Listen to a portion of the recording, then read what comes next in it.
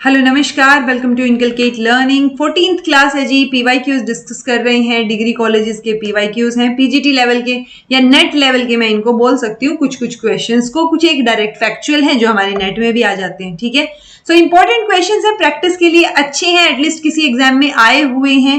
कई बार हम सोचते हैं कि मॉक टेस्ट कहाँ से करें, मॉक की बजाय किसी न किसी एग्जाम में आए हुए क्वेश्चंस कर लिया कीजिए। ठीक है, सो इन्हीं को डिस्कस करेंगे। This is presented by me Raveena. Videos informative लगी तो इनकलकेट लर्निंग को लाइक शेयर सब्सक्राइब जो है वो आप कर सकते हैं। ठीक है, सो आज का फर्स्ट, लेकिन ये जो सीरीज हम कर रहे हैं पीवाईक्यूज की, इसमें 131st question, What are the factors responsible for individual differences? तो इंडिविजुअल डिफरेंस के लिए कौन से फैक्टर्स रिस्पॉन्सिबल हैं?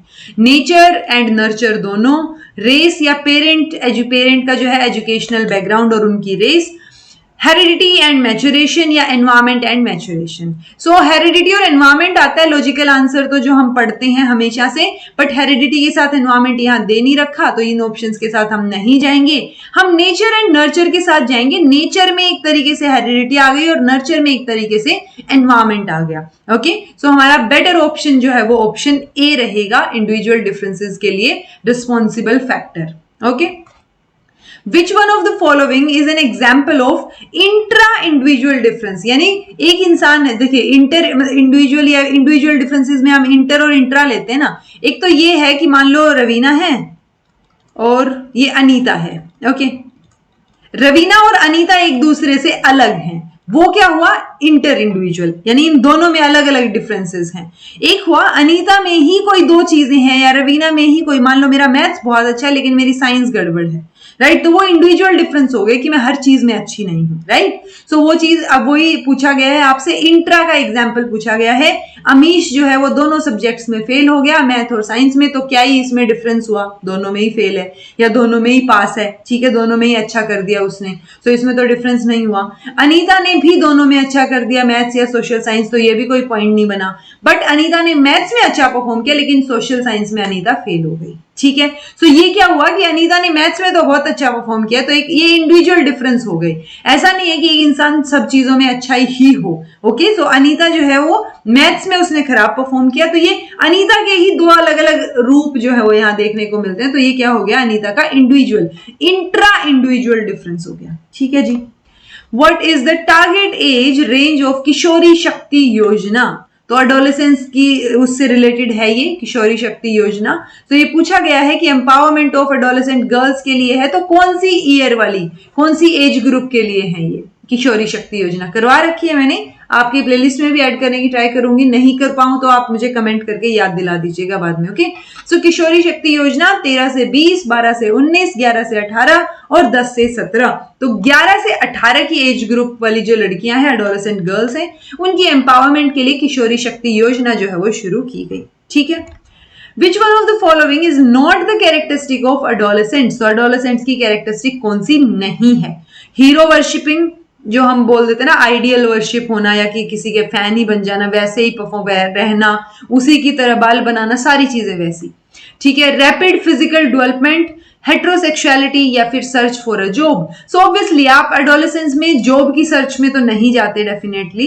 ठीक है, अगर हम स्पेसिफिकली एडोलेसेंस वाले एज ग्रुप की बात करें, हेट्रोसेक्सुअलिटी आपको देखने को मिलेगी डेफिनेटली, रैपिड फिजिकल डेवलपमेंट भी देखने को मिलेगा और हीरो वर्शिप भी या आइडल वर्शिप भी इसके अंदर हमें देखने को मिलती है। ठीक है, सो आंसर हो जाएगा सर्च फॉर अ जॉब, क्योंकि हमसे नोट पूछा है, note the characteristic of adolescence. Which of the following is the most significant implications of individual difference for organizing educational program? तो individual differences को सिग्निफिकेंस देने के लिए या उनकी इम्प्लीकेशंस के लिए हम किस तरीके के प्रोग्राम्स को ऑर्गेनाइज करेंगे? Teacher centred, content centred, examination centred या लर्नर सेंटर्ड? तो हमें इंडिविजुअल डिफरेंसेस को सिग्निफिकेंस में लाना है ना, तो हम लर्नर सेंटर्ड प्रोग्राम्स जो है उनके ऊपर फोकस करेंगे। सो डी आंसर होना चाहिए इसका। What should not be followed by a teacher for meeting individual differences in class? यानी इंडिविजुअल डिफरेंसेस को मीट करने के लिए या उनको रिकग्नाइज करना या उनको अहमियत देने के लिए टीचर को क्या चीज नहीं करनी चाहिए? Should not be followed. Teaching at a low level, keeping the dullest student in the view. कई बार होता है ना, हम एवरेज स्टूडेंट को ध्यान रखते हुए कि चलो लो को भी थोड़ा मिल जाए, समझ में आ जाए, और हाई वाले भी थोड़े बीच में आ जाए, सो हम एवरेज तरीके से पढ़ाते हैं। तो यहाँ पे ये बोल रहे हैं कि टीचर को लो लेवल पे पढ़ाना चाहिए, मतलब बहुत कम डलेस्ट स्टूडेंट के पॉइंट ऑफ व्यू से पढ़ाना चाहिए, ऐसा इनका कहना है। Having proper knowledge of individuals potentiality, तो और इंडिविजुअल की जो पोटेंशियल है, कैपेबिलिटीज हैं, वो प्रॉपर नॉलेज होनी चाहिए टीचर को कि किस बच्चे में कौन सा कितना पोटेंशियल है। Grouping students according to their ability, उनकी एबिलिटी के हिसाब से आप ग्रुप कर दें उनको, ताकि इंडिविजुअल डिफरेंसेस जो हैं उनको आप मीट कर पाएं। Adopting special programmes for individualising instruction, या फिर इंडिविजुअलाइज करने के लिए इंस्ट्रक्शंस को कुछ स्पेशल प्रोग्राम्स को अडॉप्ट किया जाए। सो डेफिनेटली हम डलेस्ट स्टूडेंट के व्यू से तो क्लास में नहीं चल सकते जस्ट बिकॉज हम इंडिविजुअल डिफरेंसेस को मीट करना चाहते हैं, नहीं, क्योंकि उससे जो गिफ्टेड स्टूडेंट होंगे या जो इंटेलिजेंट होंगे या एवरेज स्टूडेंट भी होंगे वो कंपैरेटिवली काफी पीछे रह जाएंगे जब आप डलेस्ट के हिसाब से अपना लेवल जो है वो बिल्कुल लो रखेंगे, राइट। सो ये कोई रीजन नहीं हुआ कि आप डलेस्ट के हिसाब से चलिए क्योंकि आपको इंडिविजुअल डिफरेंसेस मीट करने हैं, नहीं। सो फर्स्ट जो है वो नहीं होगा, नहीं फॉलो करना चाहिए टीचर को। सो ए आंसर होना चाहिए। According to Howard Gardner, how many types of intelligence exist? Okay, इसमें तो 8 दे ही नहीं रखा, ऑप्शन में ही नहीं है, क्योंकि 8 से 9 पे शिफ्ट हो गए। उन्होंने 9th जो है, पहले हार्वर्ड गार्डनर की 8 टाइप की इंटेलिजेंस थी, मल्टीपल इंटेलिजेंस, अब 9 टाइप की है। सो नो आंसर रहेगा। नो कौन कौन से टाइप्स हैं, अगर आपने फिर भी थियरी ना देखी, मैंने थियरी में तो फिर भी करवा रखा है एक्सप्लेन करके। सो ये 9 टाइप की इंटेलिजेंस है जी, और कुछ नहीं, तो इनके नाम याद रख लीजिएगा। किस तरीके की इंटेलिजेंस में किसका एग्जाम्पल, जैसे मान लो इंटरपर्सनल है, सो टीचर इंटरपर्सनल में भी आ जाएगा, टीचर को लिंग्विस्टिक इंटेलिजेंस भी होती है तो उसमें भी आ जाएगा, ठीक है। सो वो समझ जाना चाहिए आपको, वो भी मैंने आपको करवा रखा है कि किसमें कौन सा एग्जाम्पल जो है वो सुटेबल रहेगा। तो 9th जो है एग्जिस्टेंशियल इंटेलिजेंस इन्होंने बाद में ऐड की थी, पहले ये 8 इंटेलिजेंस थी। कई बार सिंपली ये भी पूछ लिया जाता है कि कौन सी इंटेलिजेंस जो है हार्वर्ड गार्डनर की इंटेलिजेंस नहीं है, ओके, या कौन सी हैं, तो उसमें कंफ्यूज नहीं होना है, आपको ये याद करने पड़ेंगे, नो के no, okay. Which one of the following is not a type of, ये देखिए ये पूछ लिया कि कौन सा गार्डनर की जो लिस्ट है इंटेलिजेंस की उसका टाइप नहीं है।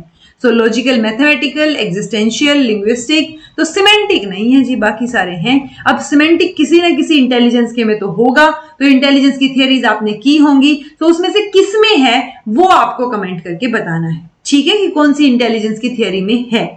चलिए, Who has coined the term intelligence quotient? तो इंटेलिजेंस IQ जो है, इंटेलिजेंस क्वोशिएंट, वो किसने कॉइन की, किसने दी ये टर्म?